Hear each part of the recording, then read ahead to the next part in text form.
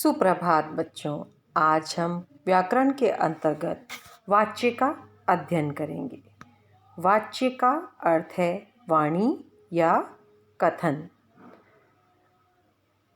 वाच्य के अंतर्गत किसी एक कथन या बात को थोड़े से अर्थ के अंतर के साथ दूसरे कथन के रूप में व्यक्त करना किया जाता है। दोनों कथनों का मोटा मोटा अर्थ तो एक ही होता है, पर फिर भी दोनों कथन 100% समानार्थी नहीं होते। जैसे कुछ उदाहरण दिए गए हैं, देखते हैं। मनमोहन फुटबॉल खेलता है। मनमोहन के द्वारा फुटबॉल खेली जाती है। फुटबॉल से खेला जाता है। तो यहाँ पर बेटे प्रथम वाक्य में जो है क्रिया जो है किसके अनुसार प्रयोग की गई है? कर्ता के अनुसार। कर्ता कौन है? मनमोहन। मनमोहन क्या है? हमारा पुल्लिंग है, एक वचन है, इसलिए यहाँ पर खेलता आया है। अगर मनमोहन के स्थान पर कोई स्त्रीलिंग शब्द होता तो होता खेलती। यानी जो क्रिया है वो किसके अनुसार दी गई है? कर्ता के अनुसार। दूसरा वाक्य देखिए, मनमोहन के द्वारा फुटबॉल खेली जाती है। आपने बच्चों पिछले अध्याय में सकर्मक और अकर्मक क्रिया के बारे में पढ़ा था। तो इस वाक्य में फुटबॉल क्या है? कर्म है। और खेली जाती है जो क्रिया है वो किसके अनुसार दी गई है? कर्म के अनुसार। यानी मनमोहन के द्वारा फुटबॉल खेली जाती है। फुटबॉल क्या है? हमारा कर्म होने के कारण जो है यहाँ पर खेली जाती है आया है। इसी प्रकार बेटे तीसरा वाक्य देखते हैं। फुटबॉल से खेला जाता है। यहाँ पर बेटे कर्ता नहीं है, लेकिन यहाँ पर खेले जाने का भाव व्यक्त किया गया है कि जो है फुटबॉल से खेला जाता है। खेले जाने के भाव को इसमें प्रकट किया गया है, इसलिए ये जो है क्रिया हमारी क्या हो गई? भाव के अनुसार है। परिभाषा देखते हैं। क्रिया के जिस रूप से यह पता चलता है कि उसका प्रयोग कर्ता, कर्म या भाव के अनुसार हुआ है, उसे वाच्य कहते हैं। जैसे हमने अभी आरंभ में 3 उदाहरण देखे थे, जिनमें मनमोहन फुटबॉल खेलता है, मनमोहन के द्वारा फुटबॉल खेली जाती है, फुटबॉल खेली जाती है। यानी इन तीनों वाक्यों में जो था बेटे कर्ता, कर्म या भाव के अनुसार जो है क्रिया का रूप प्रदर्शित किया गया, इसलिए इन्हें वाच्य कहा जाता है। आइए अब देखते हैं वाच्य के भेद। वाच्य के भेद जो है बेटे, वाक्य के कर्ता के कार्य को प्रधानता दी जाती है या उसके कार्य को निरस्त किया गया। इस आधार पर जो है बेटे वाच्य के 2 भेद होते हैं, कर्तृवाच्य, कर्मवाच्य और भाववाच्य। 3 भेद होते हैं, जो तीनों इस प्रकार हैं: कर्तृवाच्य, कर्मवाच्य और भाववाच्य।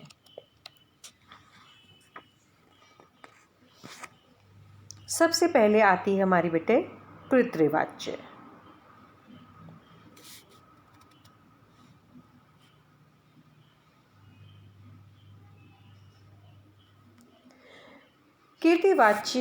कृतवाच्य में अकर्मक तथा सकर्मक दोनों प्रकार की क्रियाएं आ सकती हैं। जिन वाक्यों में कर्ता की प्रधानता होती है तथा क्रिया लिंग, वचन तथा कर्ता के अनुसार निर्धारित होती है, उन्हें हम कृतवाच्य कहते हैं। सीमा स्वेटर बुनती है। जो बुनती है बेटे वो क्या है? हमारी क्रिया है, लेकिन वो किसके अनुसार दी गई है? सीमा के अनुसार। सीमा क्या है हमारी यहाँ पर? कर्ता है। और लिंग भी जानते हो आप कौन सा है? स्त्रीलिंग है। तो इसके अनुसार यानी स्त्रीलिंग के अनुसार हमारी क्रिया हुई बुनती है। तो यहाँ पर बुनती है जो है वो होगा हमारा कर्तृवाच्य। माला ने खाना बनाया। माला कौन है यहाँ पर? कर्ता है। क्या बनाया उसने?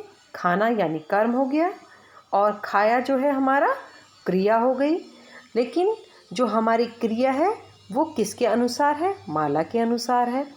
माला क्या है? हमारा स्त्रीलिंग का शब्द है। उसी प्रकार एक अन्य वाक्य देखें, राकेश पुस्तक पढ़ रहा है। यानी इस वाक्य में जो क्रिया है वो भी किसके अनुसार दी गई है? कर्ता यानी लिंग के अनुसार है, एक वचन है। उसी प्रकार जो हमारी क्रिया है वो भी जो है कर्ता के अनुसार है। अगर हमारा कर्ता एक वचन का है तो हमारी क्रिया भी एक वचन की है। धोनी क्रिकेट खेलेगा, यानी धोनी क्या है? व्यक्ति है, लिंग है, और इसी के अनुसार यहाँ पर क्रिया दी गई है खेलेगा।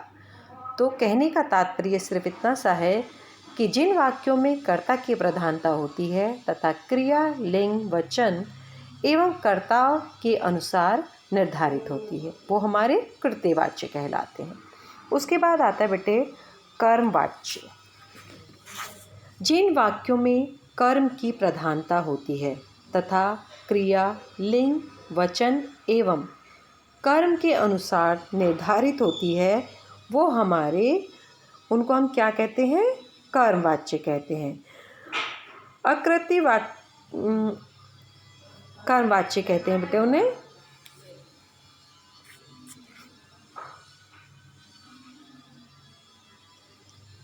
जैसे सीमा के द्वारा स्वेटर बुना जाता है। इस वाक्य में बेटे सीमा जो है हमारा कर्ता है और कर्म क्या है? सीमा के द्वारा क्या बुना जाता है? स्वेटर, है ना। स्वेटर के अनुसार यहाँ पर क्रिया दी गई है, यानी क्रिया का प्रभाव जो है किस पर पड़ रहा है? कर्म के अनुसार है। तो सीमा द्वारा स्वेटर बुना जाता है, तो यहाँ पर स्वेटर जो है हमारा क्या हो जाएगी? स्वेटर के अनुसार हमारी क्रिया है बुना जाता है, तो ये होगी हमारा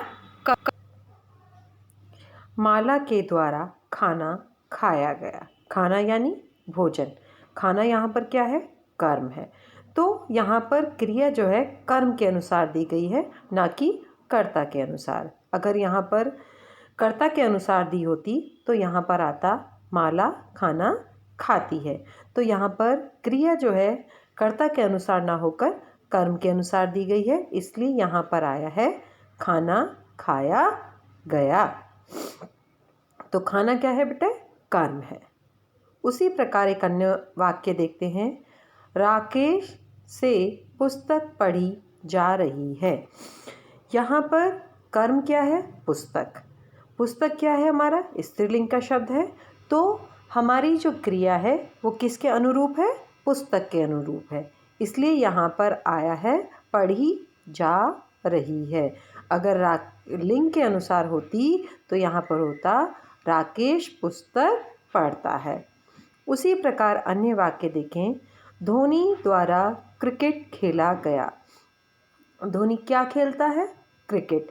क्रिकेट क्या हो गया? हमारा कर्म हो गया।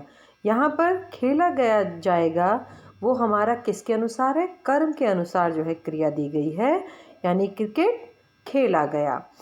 तो क्रिकेट यानी कर्म के अनुसार जो है यहाँ पर आई है क्रिया खेला जाएगा। तो ये तो था हमारा कर्म वाच्य, जो आपको अच्छे से समझ में आ गया होगा कि कर्म वाच्य किसको कहा जाता है।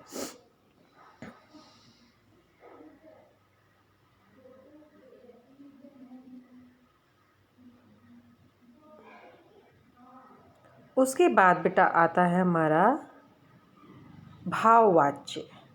भाववाच्य किसको कहा जाता है? जिन वाक्यों में भाव की प्रधानता होती है, कर्ता और कर्म भाव की तुलना में गौण हो जाते हैं, उन्हें हम भाववाच्य कहते हैं। ये जो है एकवचन, पुल्लिंग और अकर्मक क्रिया, यानी अकृत्रिवाच्य के वे वाक्य जिनमें अकर्मक क्रिया आती है, भाववाच्य के वाक्य कहलाते हैं। ध्यान रखना कि जिन वाक्यों में अकर्मक क्रिया आती है वो होते हैं हमारे भाववाच्य। जैसे प्रथम उदाहरण में देखेंगे, सीमा से चला नहीं जाता। सीमा से चला नहीं जाता, तो यहाँ पर बेटे क्या है? चला नहीं जाता है, कौन सी क्रिया होगी हमारी यहाँ पर? अकर्मक क्रिया, क्योंकि यहाँ पर कोई कर्म नहीं दिया गया है। कर्ता है, कर्ता के साथ क्या है, क्रिया है, लेकिन वो भी कौन सी, अकर्मक क्रिया। इसलिए ये जो है सीमा से चला नहीं जाता, ये वाक्य होगा हमारा अकर्मक क्रिया का। उसी प्रकार एक अन्य उदाहरण देखते हैं बच्चों। माला से खाया नहीं गया, यानी इस वाक्य में भी बेटे जो है खाया नहीं गया, यहाँ पर इस वाक्य में कोई कर्म नहीं दिया गया है कि उससे क्या नहीं खाया गया, यानी यहाँ पर सिर्फ खाने का भाव प्रकट किया जा रहा है। इसलिए ये हमारी जो है क्रिया खाया नहीं जग गया, ये होगी भाववाच्य के अंतर्गत आएगी।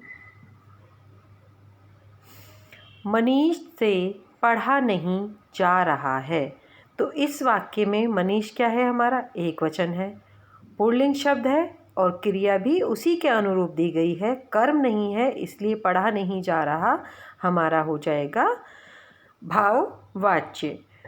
सोहन से दौड़ा नहीं गया, यहाँ पर एक वचन है, पुल्लिंग शब्द है और क्रिया दी गई है अकर्मक, तो दौड़ा गया जो है हमारा अकर्मक क्रिया हो गई। तो इन वाक्यों में चला नहीं जाता, खाया नहीं गया, पढ़ा नहीं जा रहा किसके अंतर्गत आएंगे, या दौड़ा नहीं गया भाववाच्य के अंतर्गत आएंगी।